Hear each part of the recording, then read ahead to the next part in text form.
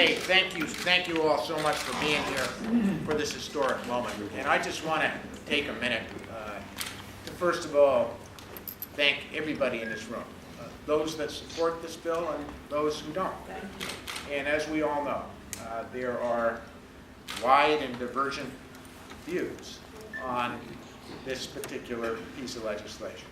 And why I am so proud to be Vermont's governor is because we have conversations about difficult issues where we disagree, and we have those conversations with extraordinary good judgment, fairness, and inclusiveness. And it doesn't happen that way everywhere else in America.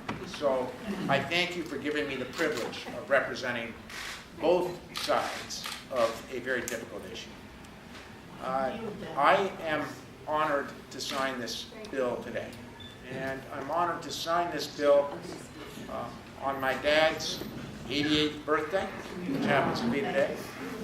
And when my mom came up to visit me recently, I want to make clear she's not 88, and if I said her age, I'd be in big trouble. But the first question she asked me when she came into this extraordinary office was, so, Peter, is the end-of-life choices bill going to finally pass?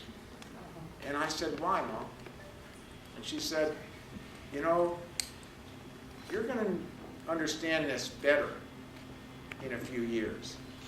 But as someone who loves Vermont and who would never want to be anywhere else on this planet in my final days, I will have peace of mind knowing that if I'm terminally ill and if I'm in extraordinary pain, I will have the option with you, with the people that I love, with my physician, of deciding how I'm going to spend those very last few painful days. And I think that's the spirit of this particular piece of legislation. Let's be very clear. This bill does not compel anyone to do anything that they don't choose in sound mind to do. All it does is give those who are facing terminal illness, are facing excruciating pain, a choice in a very carefully regulated way. I want to thank a number of the folks who worked so hard on this, starting with the legislature, and then going to the grassroots. And that's probably the backwards way to do it, but you know, I'm dyslexic. Without Speaker Smith's leadership, this bill would not be where we are right now.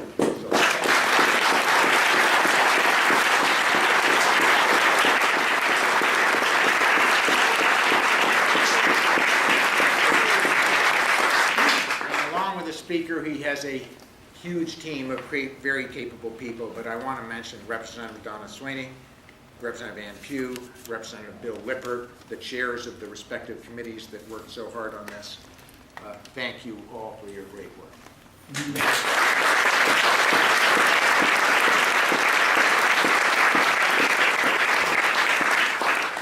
To Senator Claire Ayer, thank you from the bottom of our hearts for taking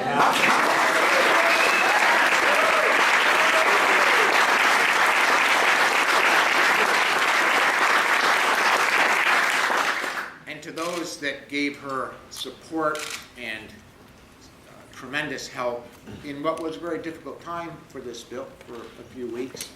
I want to thank Senator Dick McCormick, Senator David Zuckerman, and Senator Jeanette White, who couldn't be with us today because she's from Windham County, but she wished she could. Thank you.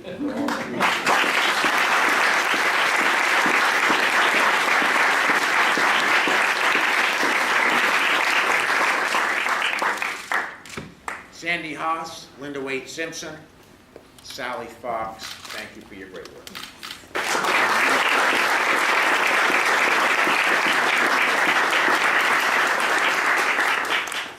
Years and years ago, it seems, I met Ginny and Dick Walters and a whole crew of people who lived together at Wake Robin and other parts of Vermont.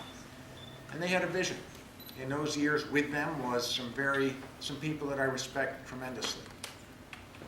Former Congressman Dick Mallory. Lieutenant Governor, former Lieutenant Governor Barbara Snell. My very good friend, Senator Bob Gannon. People that I had a lot of respect for, who made a compelling case for this piece of legislation. Joining Dick and Ginny often was John Hennessy and his significant other, Madeline Kunin. We're both here.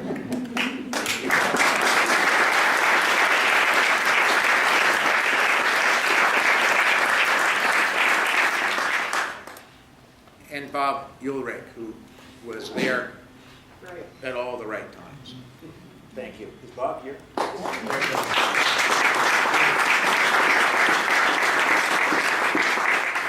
So we say thank you. And in Vermont tradition, we now lead in an area where other states have not gone legislatively. As you know, Oregon was a huge example for us, Washington State also, but those bills passed by referendum. So this will be the first legislative effort where a governor has had the privilege of signing a bill.